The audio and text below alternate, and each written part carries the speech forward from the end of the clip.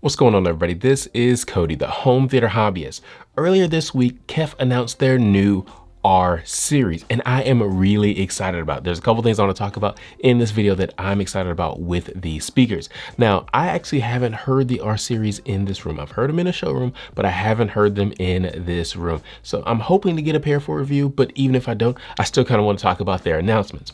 Now, first of all, these are not the R series. These are the Q150s from their Q series. This is their entry-level series. I purchased these a couple of years ago for review, and I like them.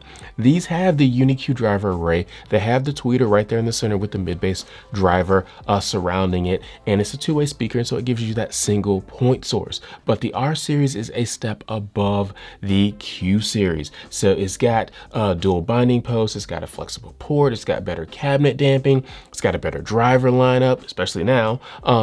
And so it's just overall a better experience. And so I'm hoping, again, to get them in for review so I can really hear what KEF has done there. But a couple of new things that they've added to this latest generation of R series. Well, they've added their meta technology. They put a metamaterial behind the tweeter. And the purpose of this material is to absorb any unwanted sounds that's emitting to the back of the cabinet. And KEF says it will absorb up to 99% of those sounds. They've also increased the gap damper on the tweeter, and they've added their shadow flare technology. And the whole purpose of this is, again, to clean up that tweeter performance so we get cleaner, more pure treble performance out of that 12th generation UniQ driver array.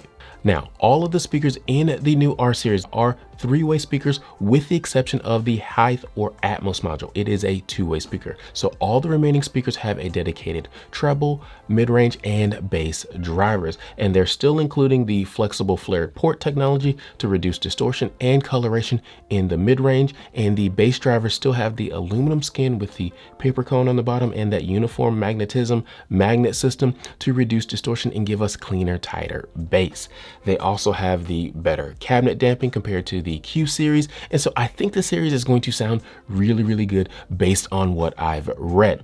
But let's talk about the models for a second, because that's something that I'm really excited about, because they have 7 models, including a new model that I kind of like a lot, to be honest with you, just looking at the specs. Now, they have 3 floor standing speakers, the R5 Meta, R7 Meta, and R11 Meta. The R11 is the biggest, while the R5 is the smallest. They also have a single bookshelf speaker known as the R3 Meta and a height module, like I mentioned earlier, the R8 Meta.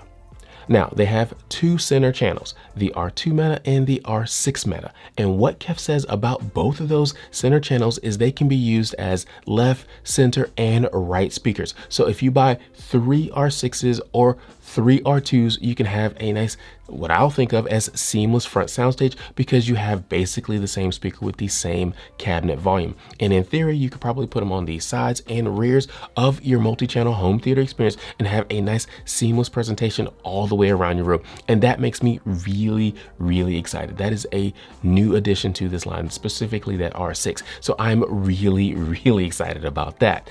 Now, as far as colors are concerned, they have the gloss black, gloss white, and walnut surface finishes from the previous R series, so those are still remaining, but they have 2 new special edition colors. The R7 Meta you can buy in a titanium gloss, and the R3 Meta you can buy in an indigo gloss. And looking at the pictures, that thing is fire. I mean, she looks good.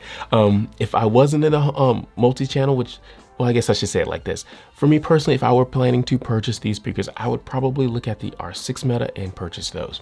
But if I wasn't into multi-channel and I was just buying a stereo pair, I would definitely look at those R3 Metas, because again, that thing looks fire in that indigo gloss. I mean, gosh, it looks so good. But that's all I wanted to share with you in this video. Hopefully I will get some in for review. But again, I am really excited about that new center channel, the R6 and the R2, being able to basically do a seamless sound presentation if you're into multi-channel, and the R3 Meta looks fire. Okay. But if you want to purchase those or anything else, I'll try to put links in the description below if they're available. I'm not sure if they're available yet, but I will try to put some links in the description below. If you enjoyed this video, definitely make sure you hit that like button and subscribe button and notification bell. Thank you guys. I'll talk to you next time.